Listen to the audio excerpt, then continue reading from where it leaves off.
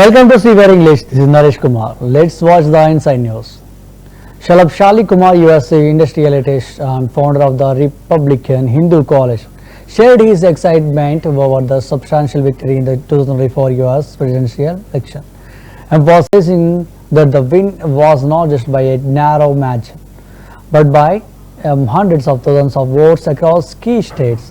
Kumar attributed much of the success to their targeted last-minute four-day campaign, which aimed to shift at least 200,000 Hindu votes from Kamala Harris to Donald Trump in battleground states like Pennsylvania, Michigan, and Wisconsin. He noted that the Republican Party had not initially focused on engaging Hindu Americans, but a tweet on Diwali Day changed the dynamics of the campaign. The tweet served as a catalyst for launching an intensive 5-day campaign, which included 900 commercials to educate Hindu Americans about Kamala Harris' background. Kumar argued that Harris, despite her name, was not truly aligned with Hindu interests, stating that she was only of Hindu and her political ideology was her far left, with Marxist and socialist influences from her family. Shali claimed that these factors, along with her stance on issues important to Hindu Americans, have made her less favorable to the community, ultimately helping Trump gain significant support. For talking to you, and I really appreciate it. Talk to us about this historic night. What did you really witness here today? Well, at about 8 o'clock this evening, from all the data which was coming in, exit polls that were coming in, and the counts from various different counties that was coming in, it looked like to me that instead of people predicting that it's going to be 2 days, 3 days, 1 week, or 2 weeks, that is going to be over tonight. And I predicted that seems to be between 1 and 2 o'clock, more like 1:30, he will be declared, President Trump will be declared as the 47th president. And that's what happened. Right. Talk to us about, how this election really turned around. People were expecting a close margin between the two candidates, and it didn't really happen so. Well, no, I have been predicting this thing for quite a while. And that is, if you just go back to 2016, in 2016, the morning of the election day, Hillary was ahead 5 to 6 points on every swing state. So if you just apply proper math, what will amount to will be, at that point, President Trump won by a very few votes, but he won.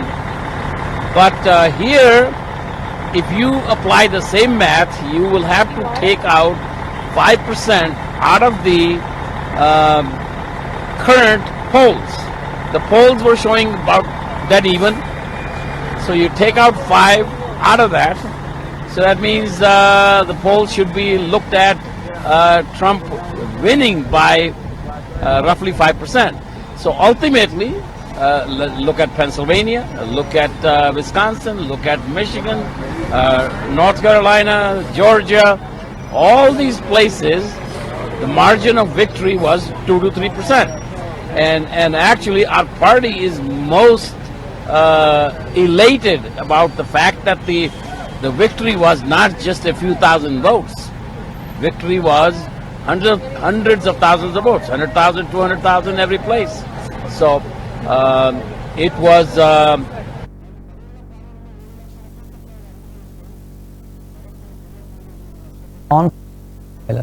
where he emphasized the importance of protecting India's constitution and upholding democratic values. In his speech, Gandhi spoke about the challenges facing the nation, stressing the need for a strong commitment to justice, equality, and secularism. Rahul highlighted the role of the constitution in safeguarding the rights of all citizens and called for a united efforts to defeat it against any attempts to undermine its principles. Gandhi's address at the event was a reminder of the Congress party's focus on constitutional values, and he urged people to stay vigilant in preserving India's democratic framework. जहां भी कोई 90% की बात करे वो आदत बिगाड़ना है. अलग अलग शब्द यूज होते हैं. किसान अगर अपना बैंक लोन वापस ना दे, उसको लाठी मार के जेल में डाल देते हैं. कहते हैं डिफॉल्टर हो तुम, कहते हैं ना. और अदानी जी 1 लाख करोड़ रुपए वापस ना दे तो उसको क्या कहते हैं?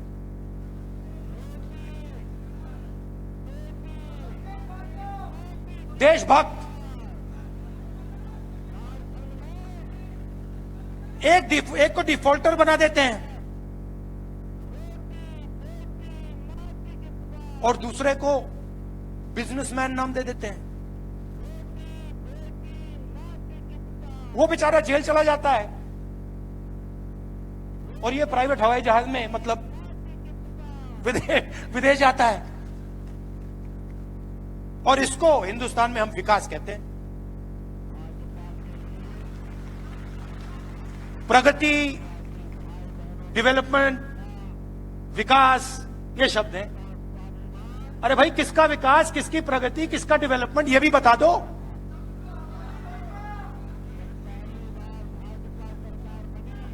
तो इसीलिए ये जो छोटी सी आवाज निकली जाति जनगणना थे, इसने मोदी जी की नींद बंद कर दी. नहीं, मेरे वजह से नहीं हुआ भैया. मैंने जो आपको बोला, ये मेरा काम, मैं एम्पलीफायर हूं.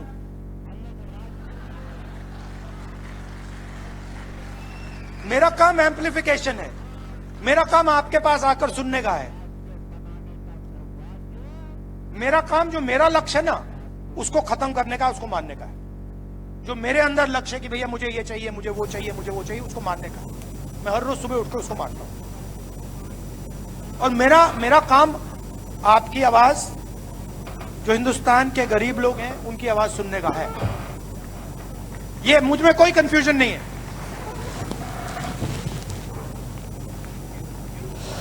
Congress leader Shashi Tharoor commented on the victory of Republican presidential nominee Donald Trump in the 2024 US elections, highlighting the potential implications for global diplomacy, particularly in relations with China and Canada.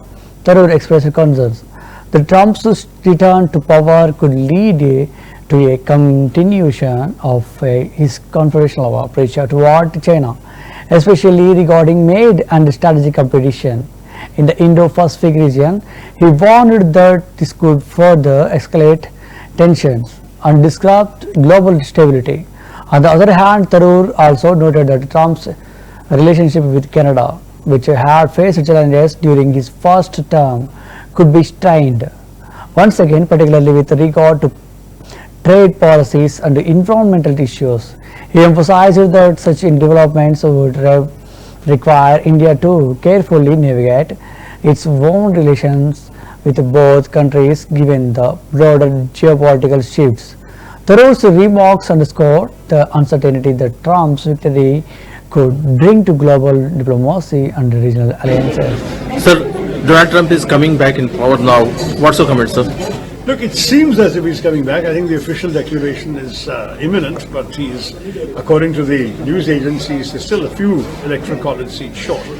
The truth is that we've had experience of Mr. Trump as president for 4 years already, so there shouldn't be too many surprises.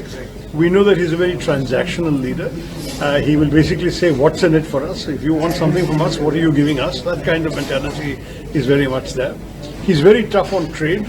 I think he's said that he doesn't like India's tariffs, and that if India is going to impose tariffs on American goods, America will impose tariffs on Indian goods, and that could be a problem for our companies that are exporting to America. That's something we'll have to watch out for. He's tough on immigration, and that could be a potential issue for some of our family reunion cases, plus future H-1Bs and so on. So there are some of these areas of issue. But otherwise, broadly speaking, he's been very friendly with Mr. Modi and the government of India. He's been tough on China, which of course, given our own troubles with China, is not bad for us. So I think, these are the kinds of things we can expect on the basis of his existing track record. One can say he's a known commodity. And a President Harris would have been a somewhat more uncertain or unknown figure. But with President Trump, I think you can pretty much assume that you know what you're going to get. Let's see. So do you see any impact on the relationship with Canada and China? I don't see President Trump having expressed any particular view on the Canada situation. Certainly, I would be surprised if that was the kind of concern that he would have. We have concerns about the Canada relationship, and perhaps we can talk to a new Trump administration about why we are unhappy with these Khalistanis running rampant across the border and so on, and maybe he could, find some sympathy with our point of view. But currently,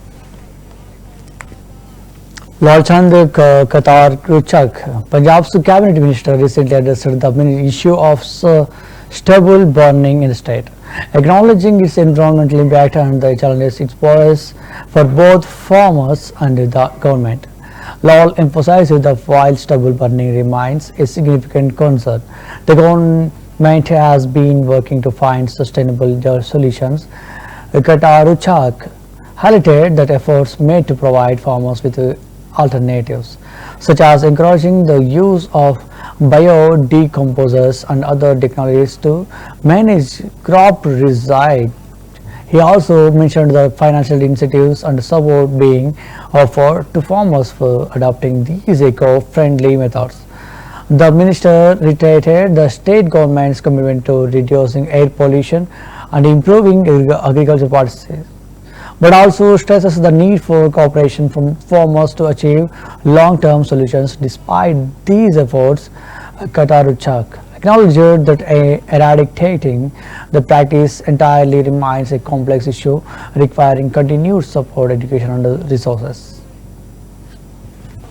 शानदार चल रहा है, उसके लिए जो पंजाब सरकार की जिम्मेवारी है, हमने CCL हमारे पास है, वरदान हमारे पास है, तो जो मैकेनिज्म है हमारा फूड सप्लाई डिपार्टमेंट का, वो बड़ा शानदार ढंग से पंजाब के अंदर काम कर रहा है. हमारे ऑफिसर साहबान, हमारे जो नीचे मुलाजम साथी हैं, पिछले जब से सीजन शुरू हुआ है डे बाय डे हम लोग बड़ा अप जा रहे हैं. सो 32 लाख हेक्टेयर जो पंजाब का रकबा है जहाँ पे धान बीजा जाता है, और 8 लाख के ऊपर किसान जो मंडियों में आते हैं इन दोनों में, और हमको जो पंजाब गवर्नमेंट को टारगेट मिला है 185 लाख एमटी का, तो हम लोगों ने 190 लाख एमटी का टारगेट अपना इंतजाम किया हुआ है. सो माननीय मुख्यमंत्री सरदार भगवंत सिंह मान जी की अगुवाई में, उनकी दिशा निर्देश के तहत हम लोग प्रोक्योरमेंट के सीजन को बड़े अच्छे ढंग से निपट चढ़ रहे हैं. तो अब तक पंजाब की मंडियों में 111 लाख एमटी अराइवल आई है, और हमें खुशी है कि 105 लाख एमटी हम लोगों ने परचेज कर लिया है, और उसका जो किसान का पैसा बनता है 22,047 करोड़ रुपया वो किसान के खाते में रिलीज करने के लिए जा चुका है. सो 64,55,000 एमटी जो लिफ्टिंग है जिसकी बात आप कर रहे हैं, मतलब That's the wrap up of the Inside News. Keep watching CVR English.